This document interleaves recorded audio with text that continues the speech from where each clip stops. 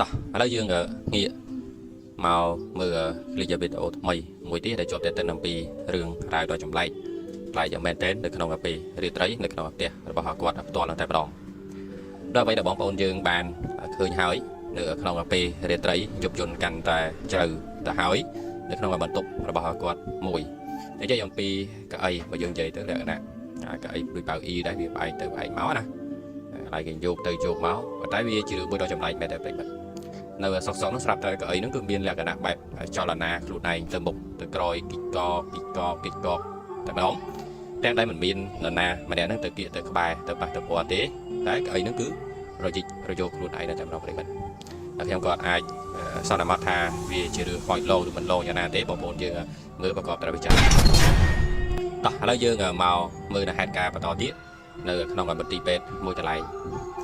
ដែលអ្វីដែលបងប្អូនយើងបានឃើញហើយនៅក្នុងពេលរាត្រីដែលកាមេរ៉ាសុវត្ថិភាពបានក្តោបជាប់នៅហេតុការណ៍រឿងរ៉ាវដ៏គួរឲ្យព្រឺក្បាលមួយស្រាប់តែមានលក្ខណៈដូចស្ត្រីម្នាក់ហ្នឹងមិនដឹងថាគាត់មកពីណាទេសក់វែងហើយសម្លៀកបំពាក់របស់គាត់ហ្នឹងលក្ខណៈរាងពណ៌លឿងហើយទាំងដែលមានសភាពលក្ខណៈព្រាលយើងនិយាយឲ្យខ្លីមួយទៀតទៅដូចមិនមែនជាមនុស្សទេប្រិយមិត្តវាហាក់បីដូចជាលក្ខណៈមនុស្សដែលកំពុងតែស្ថិតនៅទីតាំងនឹងផ្ទាល់តែម្ដង Oh my god បាទតោះឥឡូវយើងមកតាមដានទស្សនាវគ្គថ្មីបន្តទៀតចឹងនៅក្នុងคลิปនេះគឺចង់សបញ្ជាក់ឬជាការបង្ហាញនៅហេតុការណ៍រឿងរ៉ាវដ៏គួរឲ្យព្រឺក្បាលមួយសម្រាប់បងឬក៏ក្រុមយុវវ័យមួយក្រុមគឺគាត់សឹងតែជាអ្នក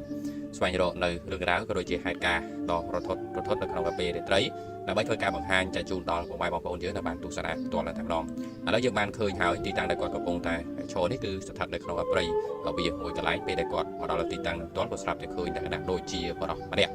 អត់មានអាវទេបើយើងមើលទៅលក្ខណៈដូចតែទីខោខ្លីមួយគឺឈរនៅពីមុខគាត់ផ្ទាល់តែម្ដងហើយទីបការងាររបស់គាត់គឺមានអារម្មណ៍មួយថាយ៉ាដូចជាមិនសូវស្រួលប្រហែលមើលទៅណាស្ថានភាពដូចជាស្ថានភាពដូចកាន់តែច្បុកច្បល់ទៅហើយពេលនេះមិនដឹងថាធ្វើអ្វីចេញទេហើយយើងនៅឆ្ងាយមិនដឹងថាជាមនុស្សឬក៏ជាអ្វីឲ្យប្រកបទោះបីជាមនុស្សក៏ដោយទោះបីជាមនុស្សក៏ដោយប្រិមិត្តសាស្រមើស្រមៃមើលថាគួរឲ្យខ្លាចប៉ុណ្ណាជាពិសេសនៅក្នុងពេលរាត្រីយប់ជន់ចឹងទៅទៀត Oh my god ចឹងគឺមានតែដកថយប្រិមិត្តចឹងគឺគាត់យាយរត់ប្រូចតែម្ដង Oh my god តោះឥឡូវយើងងាកមកមើលនៅហេតុការណ៍បន្តមួយទៀតចឹងនៅក្នុងคลิปនេះក៏មិនខុសទៅនៅក្នុងคลิปមុនផងដែរដោយអ្វីដែលបងប្អូនយើងបានឃើញបន្តទៀតស្រាប់តែគាត់បានមកដល់ទីតាំងមួយកន្លែងលក្ខណៈដូចជាព្រៃឫស្សីពេលដែលគាត់មកស្វែងរកពួកគាត់គឺសឹងតែជាអ្នកស្វែងរកអារឿងរន្ធត់ណាគេមានកម្មវិធីរន្ធត់នៅក្នុងពេលរាត្រីណាប្រិមិត្តហើយដល់គាត់បានមកដល់ដប់ព្រៃហ្នឹងក៏ស្រាប់តែបានឃើញនៅហេតុការណ៍រឿងរ៉ាវដ៏ចម្លែកបាទខ្ញុំបាទថាអធិប្បាយច្រើនទេគាត់បងប្អូនយើងមើលទៅហើយគិតដល់ខ្លួនឯងទៅនៅកន្លែងដប់